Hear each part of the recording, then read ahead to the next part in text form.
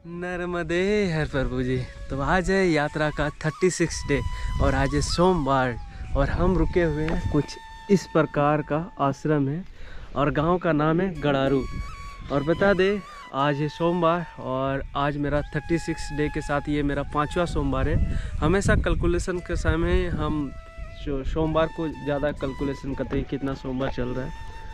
और ठंड की बात करें तो ठंड है अभी भी, क्योंकि अभी 8:30 बजने को है और अभी भी ठंड अच्छा खासा है। और हमको लग रहा है कि अच्छा खासा अभी 10-15 दिन ठंड ऐसे ही रहेगा। सुबह हम लोग जल्दी ही रेडी हो जाते हैं, बट निकलने में थोड़ा सा इंतज़ार करते हैं सूर्यदेव का, क्योंकि सनलाइट अच्छा से रहता है ना, तो चलने में अच्छा लगता है। ठिठुर के चलने में वो आनंद नहीं है जो सूर्यदेव का रोशनी में चलने में वो आनंद है। तो आनंद के साथ चलना है, परिक्रमा में आनंद ही महत्वपूर्ण है। और कुछ ऐसा दृश्य है आश्रम का और मैया एकदम समीप है। नर्मदे हर। और यहीं पे हम लोग विश्राम किए हुए थे। एक कुछ ऐसा व्यवस्था था आश्रम का, देख सकते हैं। यहाँ पे एक बार में 20 से 25 परिक्रमावासी सो सकते हैं, इतना व्यवस्था है यहाँ पे। और ऊपर में भी एक मंदिर है, वहाँ पे भी है। तो सब कुछ है, कोई दिक्कत नहीं है। मैया का कृपा से सब कुछ मंगलमय है। फिलहाल हम अपना यात्रा को आरंभ करते हैं। कपड़े हम सूखने के लिए दिए हैं। इस आश्रम में परिक्रमावासी की सेवा के लिए एक किड बच्चा और मैया और बाबा जी नर्मदे है। तो ये परिक्रमावासी की निरंतर सेवा करते आ रहे। कैसा लगता है मैया परिक्रमावासी की सेवा करने में? बहुत अच्छा लगा, बहुत अच्छा, बच्चों की सेवा कर रहा है ना। मैया आपने परिक्रमा किया है? आपने बाबा? बहुत बढ़िया, तभी यही सेवा भाई, तभी। और ऐसे होना ही चाहिए जीवन का। 2 बार करे आया, 2 बार, एक बार जे। वाह, बहुत अद्भुत पर अद्भुत। बस सकी, कोई दिक्कत नहीं भैया, करा तो है। वही महत्वपूर्ण है ना। वो तो मैया की इच्छा है ना, आपको जिस मार्ग से ले जाए। आपके अनुसार थोड़ी होगा, वो तो मैया के अनुसार होगा। अभी तो अभी मैया ही ने तो कर दा। बस बस बस। नर्मदे हर नर्मदे हर नर्मदे हर नर्मदे हर नर्मदे हर। बोलो अच्छे से, हम ऐसे कर नर्मदे हर, ऐसे कर नर्मदे। हाँ बढ़िया बढ़िया, नर्मदे हर नर्मदे हर प्रभु जी। चले प्रभु। हाँ मैं निकाल ला मोबाइल से लगोते। हाँ, आप नर्मदा परिक्रमा लिखना, कहीं ना कहीं हमारा फोटो आएगा, है ना। आप देख लेना। हाँ, नर्मदे हर भैया। तो चलते हैं, कुछ ऐसे रास्ते हैं। मार्ग बड़ा ही आनंददायक है, क्योंकि आनंददायक तब होता है हम माँ की परिक्रमा कर रहे हैं और माँ के हम बच्चे हैं। और एक बच्चा का जो रूप होता है, माँ का आंचल पकड़ के बच्चा जितना हंसता खेलता खुशहाल रहता है, उतना माँ से दूर जाके वो खुशी नहीं आ पाती है। तो माँ का आंचल में सबसे बड़ी खुशी है।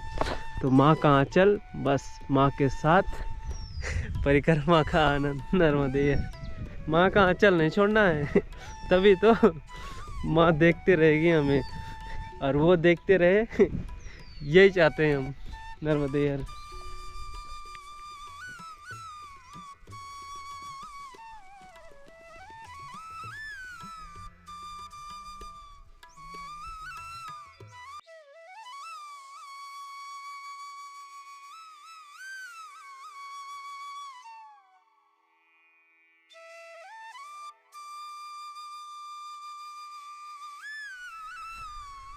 चलते चलते मन में ख्याल आ गया, तो हम सोचे कि बता ही देते।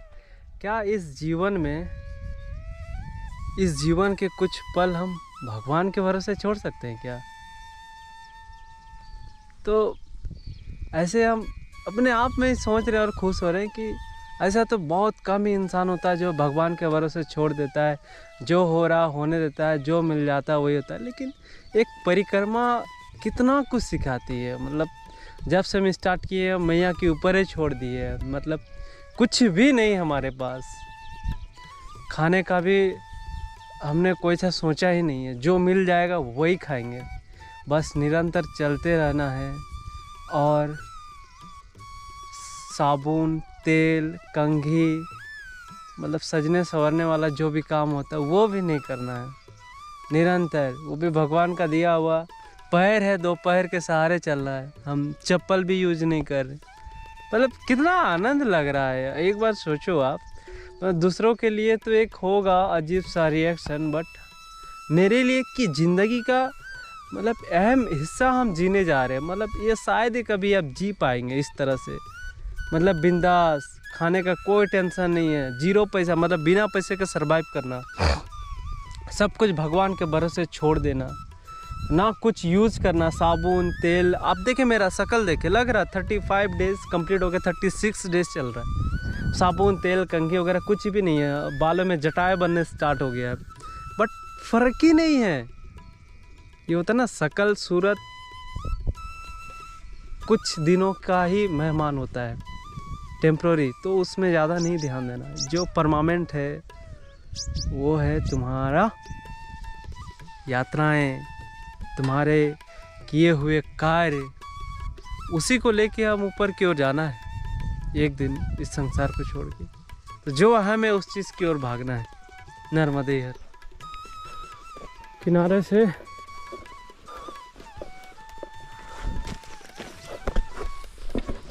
मैया तट के किनारे से एक रास्ता इधर को निकल गया है। अब इधर से देखते हैं कोई गांव वगैरह से रास्ता मिलेगी या फिर कोई सामने आश्रम हो, देखते हैं। नर्मदे नर्मदे है, नर्मदे है। बाबा इस आश्रम का क्या नाम है?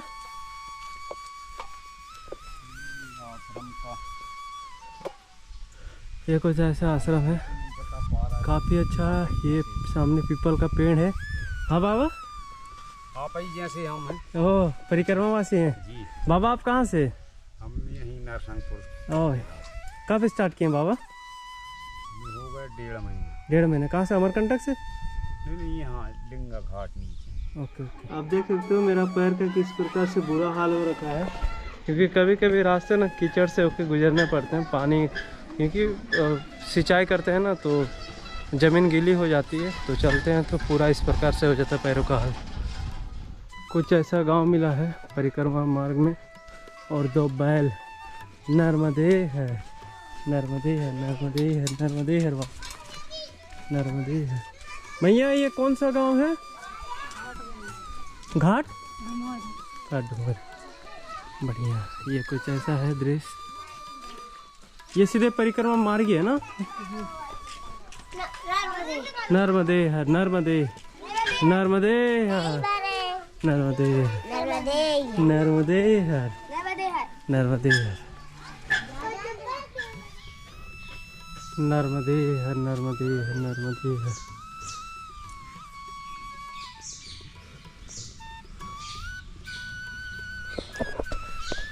तो और एक आश्रम में हम लोग प्रवेश कर चुके हैं, तो यहाँ पे कुछ देर रुक लेते हैं, क्योंकि आज तो मेरा सोमवार है, तो निर्जला व्रत है, बट आश्रम में हम कुछ टाइम विश्राम करेंगे। नर्मदे नर्मदे है, नर्मदे है। मैया के साथ साथ चलने में ना आनंद ही आता है। और यहाँ पे भी किसी किसान ने इस प्रकार से घेराबंदी की है, तो इसको पार करके हमें जाना पड़ेगा।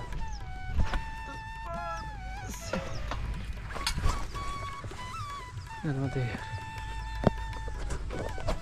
आओ बाबा। तो आज हमारे साथ एक ऐसे परिक्रमावासी जुड़े हुए हैं जो कि नरसिंहपुर जिला से ही हैं। बाबा आपका शुभ नाम? शिव दयाल। बहुत सुंदर नाम है बाबा। और इनकी यात्रा पूर्ण होने जा रही है। कितनी किलोमीटर बची हुई है?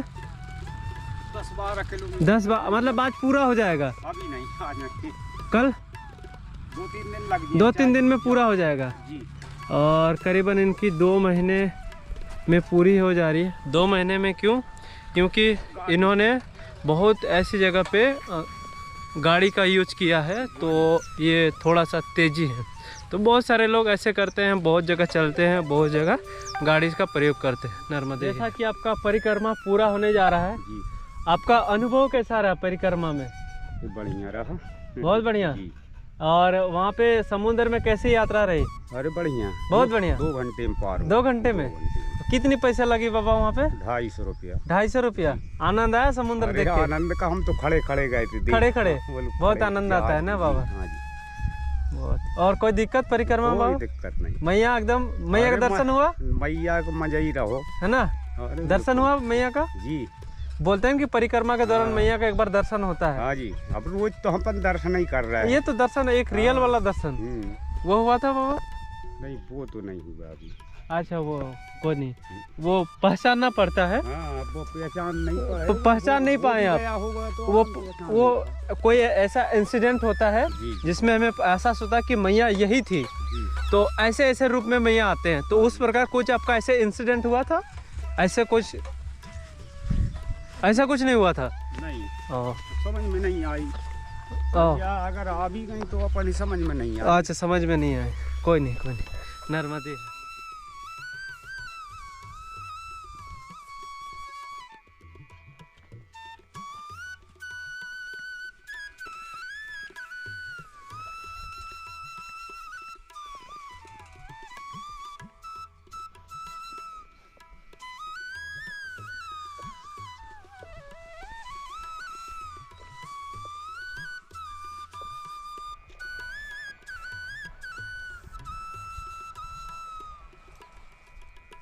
जब भी आप नए रास्ते में जाते हैं तो जितना आगे बढ़ते जाते हैं आपका नया रास्ता दिखाई पड़ते जाता है, और हाँ कुछ ना कुछ संकेत रहता ही है। देखिए यहाँ पे भी संकेत दिया हुआ है, तो इधर भी रास्ता है और इधर भी रास्ता है, तो संकेत इस ओर है तो हमको इसी ओर जाना पड़ेगा, और ये एक सही मार्ग है। तो ऐसे कुछ निशान की ओर ध्यान को केंद्रित करने की ज़रूरत है। बाद बाकी यहाँ का जो खूबसूरत ब्यूटी है, नेचर ब्यूटी बहुत शानदार है। मैया उधर से गई है तो हमको आगे में मिल जाएगी, तो ये पगडंडी पकड़ के हम वहीं पे मिल जाएंगे। चिनकी गांव है, तो अभी हम पहुंचे हैं, ये चिनकी गांव है। और चिनकी गांव ये एकदम मैया तट के किनारे है ये भी गांव, और इस प्रकार इसका कुछ व्यू है। सामने मंदिर है, आश्रम भी है, सारी व्यवस्था है। जितने भी मैया तट के किनारे गांव पड़ती है वहाँ पे कुछ ना कुछ परिक्रमावासी सेवा के लिए विश्राम करने की व्यवस्था रखते हैं। नर्मदे हर प्रभु जी। तो आज हम एक लाइफ का जो मेरा ड्रीम था, गुड़ कैसे बनता है, वो हमने कभी देखा नहीं था, बट परिक्रमा के दौरान हमें एक जगह गुड़ बनते दिख रहा है, तो हम आपको दिखाना चाहते हैं। आप में से भी बहुत कोई ऐसे होंगे जिन्होंने ये कार्य नहीं देखा होगा, तो आइए हम दिखाते हैं। सबसे पहले नर्मदे हर प्रभु जी। तो जो गुड़ ये बना रहे हैं उनका जो मेन मालिक है यही बना रहे हैं। आपका शुभ नाम प्रभु? योगेंद्र सिंह लोधी जी। आप बताएंगे किस प्रकार से बनता है?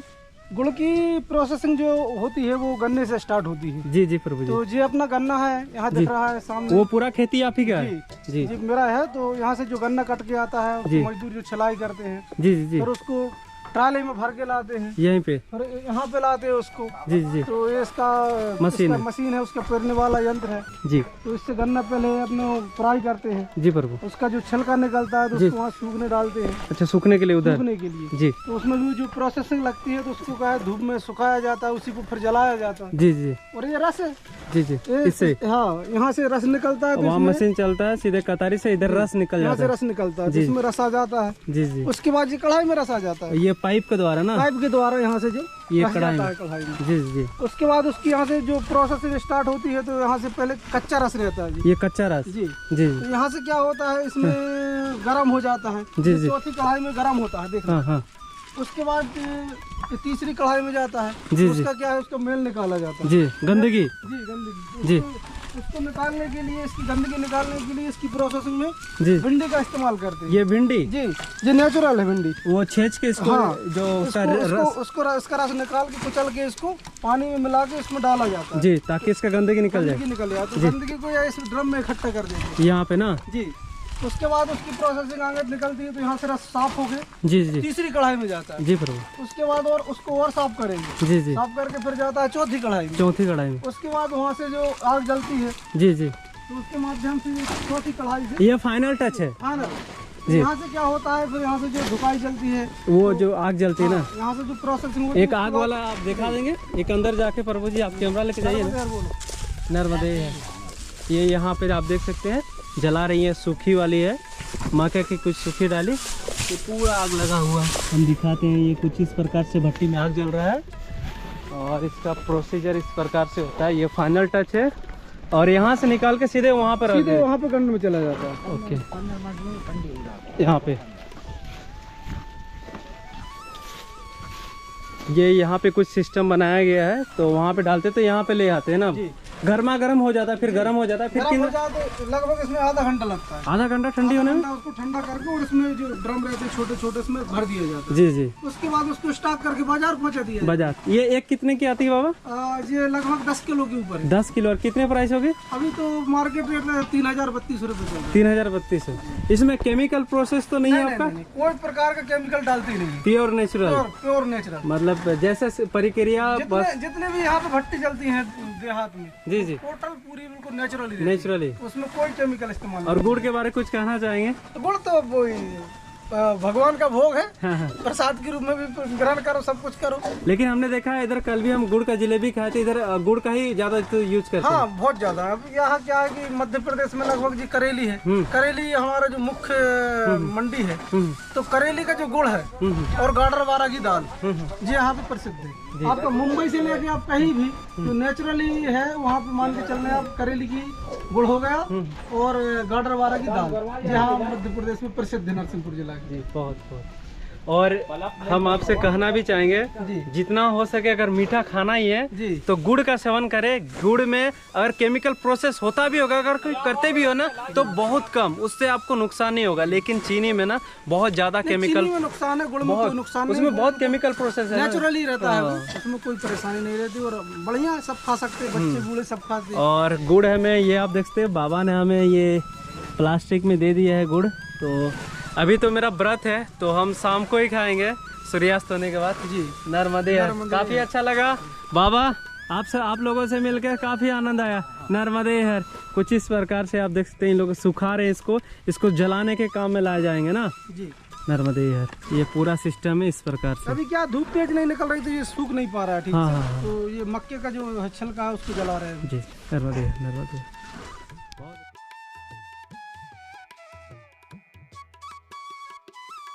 तो हम आगे की ओर निकल गए और इधर का कुछ रास्ता इस प्रकार से है और सामने गन्ने की कटाई हो रही है। ये पूरा का पूरा गन्ना की खेती है। इधर गन्ना की खेती ज़्यादातर करते हैं, ज़्यादा लोग करते हैं, क्योंकि इधर कहीं ना कहीं गुड़ बनी रही है, तो गुड़ के लिए तो चाहिए गन्ना। नर्मदे है।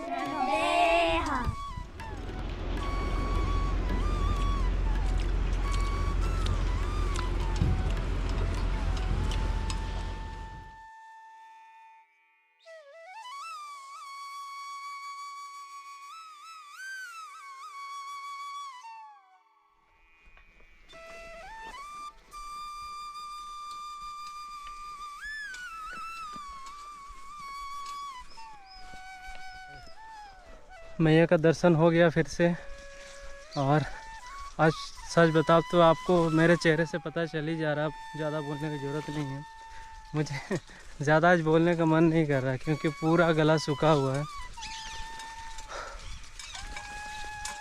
बस व्यू कैप्चर कर रहे हैं, कुछ ऐसा दृश्य है। और मैया का दर्शन आप कर लो। ये मैया को देखते हुए आप आगे की ओर बढ़ेंगे। आगे एक खूबसूरत संगम है, मैया के साथ एक नदी फिर से जुड़ रही है, तो वहाँ पे एक आश्रम भी है। देखते हैं क्या बनता है आज का, नहीं तो आज रेस्ट कर लेंगे, क्योंकि पूरा थक चुके हैं। अभी निरंतर बात करें तो 12 किलोमीटर प्लस हम लोग चल दिए होंगे। प्यास काफ़ी जोर लगी है, बहुत ज़्यादा प्यास लगा है। हाँ।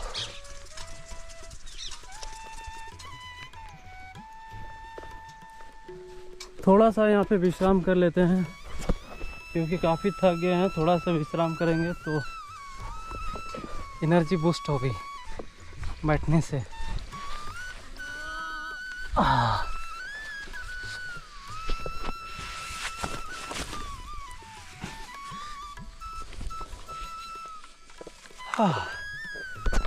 नर्मदे हर प्रभु नर्मदे।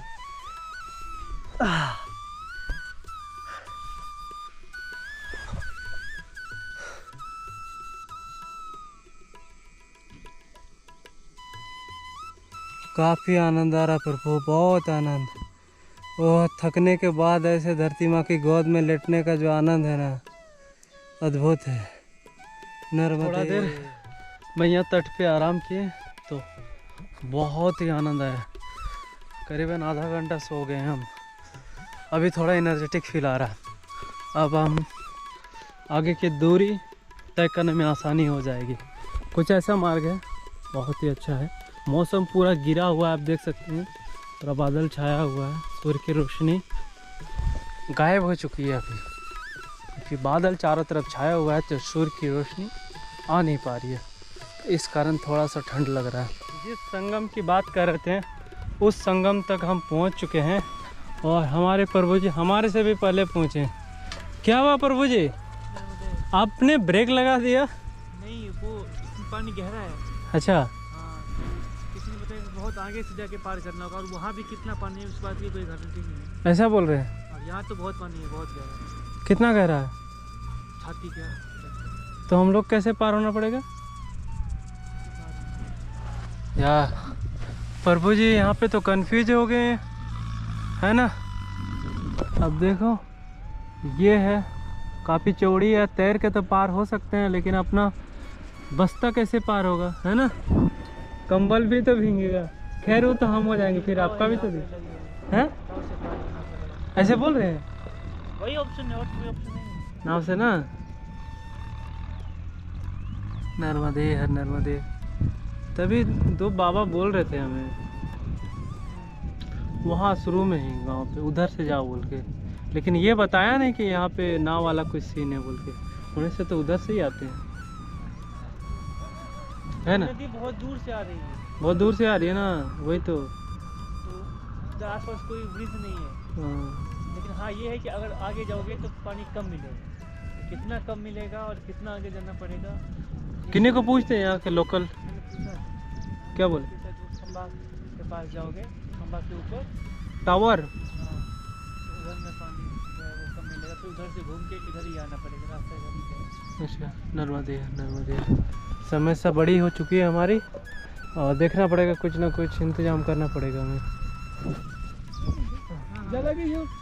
ये हाँ, वो घसुइया कहाँ गए? इसी में उस पार जाते हैं क्या? उस पार जाते इसी। और कोई रास्ता नहीं है? रास्ता बहुत दूर जाना पड़ेगा महाराज जी। कितना दूर? वो तो खम्मा जो खड़ा पास है, वो और आगे जाना पड़ेगा। और पानी कम है क्या?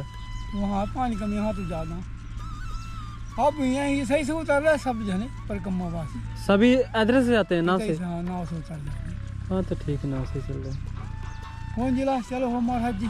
झारखंड से हैं और बिहार से। अच्छा, बिहार से। नर्मदे। कितने दिन हो गए चलते? हो गया 35 दिन। 30-35 दिन। हमारे कंठ शुरू किया होगा अभी कितने दिन? 1 माह। हाँ 1 महीना हो गया। चलिए प्रभु, शेर नदी में शेर की बाती हमें पार कर दीजिए। ये कुछ ऐसा नाव है, और रुकिए हमको बैठने दीजिए, नाव चल जाएगा, नहीं तो हम छूट जाएंगे। हमारे प्रभु तो पहले ही बैठ गए। नर्मदे नर्मदे। रेलगाड़ी चुक चुक चुक चुक।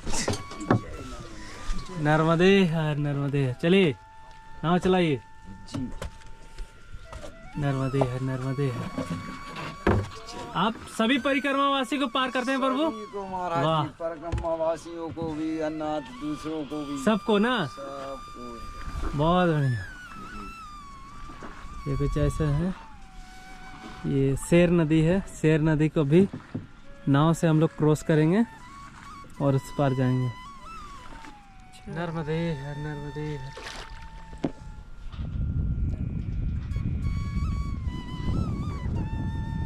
काफी गहरा है नहीं बाबा? हाँ जी, काफी गहरा है हमारा। हाँ, बहुत आगे जाना पड़ता है ना इसको क्रॉस करने के लिए? जी बहुत आगे। हाँ सही है बाबा।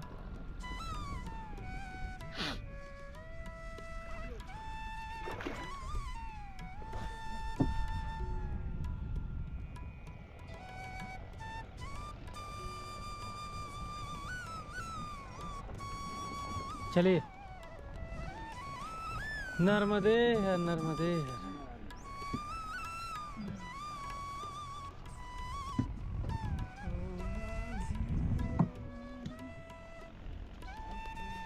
परिक्रमा के दौरान बहुत सारे जो महाराज थे उन्होंने बोला भी था कि आप किनारे से चलोगे ना तो किनारे से होके बहुत सारी नदियाँ में आपको नाव का सहारा लेना पड़ेगा, क्योंकि बहुत ऐसी नदियाँ तो हमने देखा है कि कम गहरी थी, उसको तो आसानी से पार कर दी, बट ये फर्स्ट ऐसी शेर नदी थी जिनको नाव का सहारा लेना पड़ा। ऐसे जितना आगे की ओर जाएंगे और भी बहुत सारी नदियाँ मिलेंगी माँ से, तो हमें कुछ ऐसे ही सहारा लेना पड़ेगा, क्योंकि तट किनारे कुछ ऐसे ही होता है।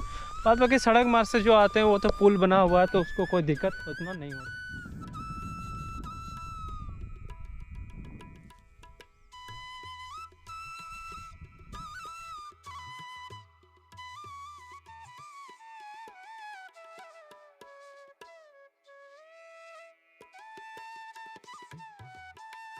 शाम होने वाला है और जो अगला आश्रम है वो काफ़ी दूर है, करीबन 4 किलोमीटर पे है, और कुछ ऐसा रास्ता से होकर हमें कभी गुजरना पड़ रहा है। एकदम मैया से सट के एकदम एक पगडंडी है, उसी को पकड़ के हम लोग जा रहे हैं। हमारे प्रभु तो कितनी रफ्तार से जाते हैं, बहुत आगे चलते हैं। नर्मदे है।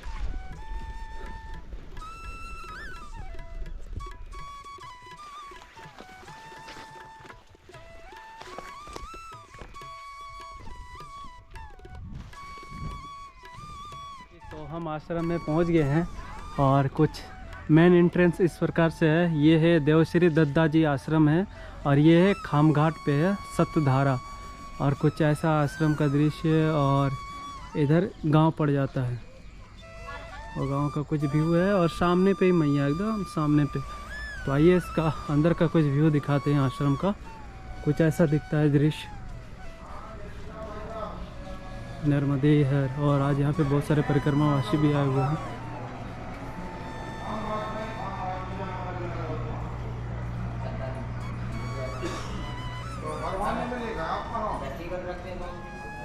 और आश्रम का बालकनी से एकदम पूरा मैया का दृश्य दिखाई पड़ता है। आप देखते हैं ये आश्रम है और एकदम पूरा यहाँ से बहुत अच्छा, बहुत खूबसूरत दृश्य, मैया का साक्षात दर्शन इस आश्रम से। और देखते हैं यहाँ पे एक मंच बनाया गया है जिसमें बहुत सारे धार्मिक कार्यक्रम यहाँ पे होते हैं और काफ़ी अच्छा।